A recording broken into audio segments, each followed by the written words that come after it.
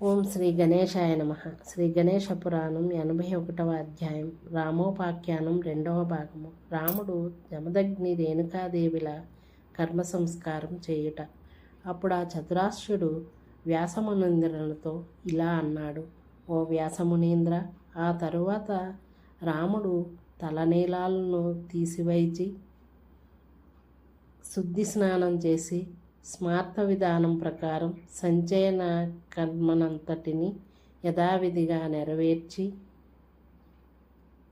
మంత్రాగ్నిని ప్రజ్వరిల్ల చేసి తల్లిదండ్రులిద్దరికీ విశ్రాంతి శ్రాద్ధమును ఆ తరువాత సంస్కారాలను చేసి ఆ తరువాత దత్తాత్రేయుని సన్నిధికి వెళ్ళాడు. మాయాస్వరూపి అయిన దత్తాత్రేయుడు ఉత్పత్తినిలా వేషం ధరించి శిష్యులు తనను కుక్కలై అనుసరించగా కుక్కల మెడలో త్రాటిని వైచి ఆ త్రాళ్ళు చేతిలో పట్టుకొని కృషించిన మల్లెరూపిగా దర్శనమిచ్చాడు. ఆ మునీంద్రుడి నిజరూపాన్ని తన ధ్యానం ద్వారా గ్రహించిన రాముడు నమస్కరించి దోసిలి యొగ్గి ఎదుట నిలిచాడు. సర్వజ్ఞుడైనప్పటికీ యోగీశ్వరేశ్వరుడైన ఆ దత్తమూర్తి అతడి మనోభీష్టాన్ని గ్రహించదలిచి అందుకనే జమదగ్ని సుతునితో ఇలా అన్నాడు: ఓ రామా, నీ మనోభీష్టం అర్థమైనది. అయినా నీవే కార్యార్థివై ఇటు వచ్చావో చెప్పు అనగా అప్పుడు ఆ రాముడు ఇలా అన్నాడు: ఓ యోగిరాజా, కృతవీర్యుని కుమారుడైన కార్తవీర్యుడు నేను ఆశ్రమంలోనే లేని సమయంలో వేటకని వచ్చి మా తండ్రి జమదగ్ని మహర్షి ఇచ్చిన ఆతిథ్యాన్ని స్వీకరించి దురాశాపరుడై ఆ ఏర్పాట్లు వనరించిన కామధేనువును బలాత్కారంగా తోలుకొని పోజూశాడు.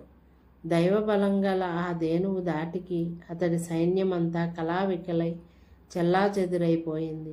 ఆ ధేనువు దేవలోకానికి వెళ్ళిపోగా క్రుద్ధుడై అవమాన భారంతో మా తండ్రిపై అకారణ వైరం పూని తన తీవ్ర శరాఘాతంతో దాడి చేసి వధించాడు. అది చాలదన్నట్లు పోయిన అసహ్యరాలైన నా మాతృదేవిపై కూడా 21 శరాలు గుప్పించాడు. ఆమె నేను తిరిగి వచ్చేదాకా కొన ఊపిరితో ఉండి ఈ అకృత్యాన్ని నాకు వివరించి తమకు అపరకర్మలు నిర్వర్తించేందుకు మిమ్మల్ని పురోహితునిగా అభ్యర్థించమని ఆదేశించి తన తనువు చాలించింది. ఆ అపరకర్మల నిర్వహణలో మీ సహాయాన్ని ఆర్థించడానికై మీ చెంతకు వచ్చాను. ఈ కర్మతంత్రంలో మీకు సాటైన వారెవరూ లేరని ఆ కర్మ ముగించి 21 మార్లు క్షత్రియులనెల్లా పరిమార్చి ధరను క్షత్రియుల బారి నుండి కాపాడమని మా తల్లి ఆదేశించింది. అందువల్ల ఓ మహాత్మా, నాపై దయయుంచి నాతో కూడా దయచేయవలసింది అంటూ ప్రార్థించగా కరుణాలువైన ఆ దత్తమూర్తి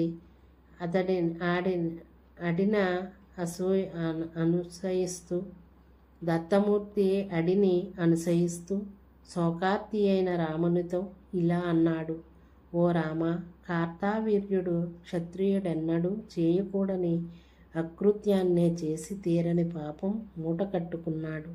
ఎవరి ఇంటిలో తృప్తిగా భుజించామో వారితో ఎన్నడూ విరోధం కూడదు.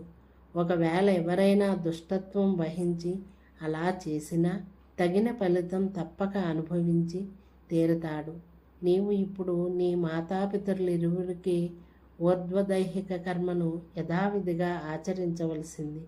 ఓ వ్యాసమునీంద్ర, ఆ విధంగా కర్తవ్యోన్ముఖుడైన రాముడు దత్తాత్రేయునితో కూడి తన ఆశ్రమానికి వచ్చి దత్తాత్రేయుడు చెప్పిన ప్రకారమే సమంత్రకంగా 2వ రోజు నుండి మొదలుపెట్టి భక్తిపూర్వకంగా ఉత్తర క్రియలు జరపసాగాడు. అలా 2వ రోజున కర్మకాండ పూర్తవగానే తాను కొల్హాపురం వెడతానని చెప్పగానే ఆ రాముడు: ఓ మునీంద్ర, తిరిగి మీరెప్పుడు వస్తారు అని అడిగాడు. అప్పుడు దత్తాత్రేయుడిలా బదులు చెప్పాడు: ఓ రామా, నీవెప్పుడు ఏహీ దత్తాత్రేయ అని స్మరిస్తావో ఆ క్షణంలోనే నన్ను చూడగలవు. ఇలాగ దత్తాత్రేయుడు ప్రతిదినము కర్మకలాపాన్ని నిర్వహింపచేస్తూ అశౌచాన్నము అభోజ్యము కనుక భిక్షాటన నిమిత్తమై వెళ్ళేవాడు. ఇలా ఒకనాడు దత్తాత్రేయ మునీంద్రుడు కొల్హాపురం వెళ్ళినప్పుడు రాముడు కర్మ చేస్తుండగా అకస్మాత్తుగా ఒక పులి అక్కడికి వచ్చింది. అప్పుడు రాముడు అమ్మో అమ్మో ఎక్కడికి పోను అంటూ భయంతో అరిచాడు. ఆ పిలుపులకు రాముడి తల్లి అయిన రేణుక అక్కడ ఆవిర్భవించింది. కర్మకాండ ఇంకా అసంపూర్తిగా కావడంతో ఆ దేహానికి శిరస్సు మాత్రం ఏర్పడలేదు. అలా 12వ రోజున పిలిచి ఉంటే ఆమె సంపూర్ణ ఆకృతితో వచ్చి ఉండేది. అప్పుడు ఆ రేణుకాదేవి ఇలా అన్నది, నాయనా రామ, నన్నెందుకు ఆహ్వానించావు అంటూ తన కుమారుడిని ఆలింగనం చేసుకున్నది. 6వ రోజున దత్తాత్రేయుడు మరలి వచ్చి, రామ, మధ్యలో ఆమెనెందుకు పిలిచావు? అసంపూర్ణ దేహంతో వచ్చింది కదా, పిండీకరణ అయినాక పిలిస్తే సంపూర్ణ అవయవాలతో నీ అందలి ప్రేమతో వచ్చి ఉండేది.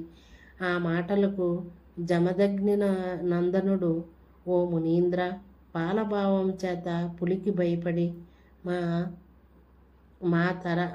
మాతర్మాత అని అరిచినాను. ఆ వెంటనే ఇట్టి స్వరూపాన్ని చూశాను అని బదులిచ్చాడు. ఆ తరువాత రాముడు 11వ రోజున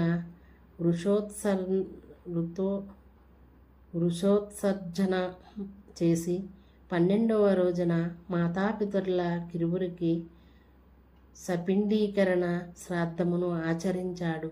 ఆ మర్నాడు పాదేయ శ్రాద్ధమును పుణ్యాహవచనమును చేసి బ్రాహ్మణులకు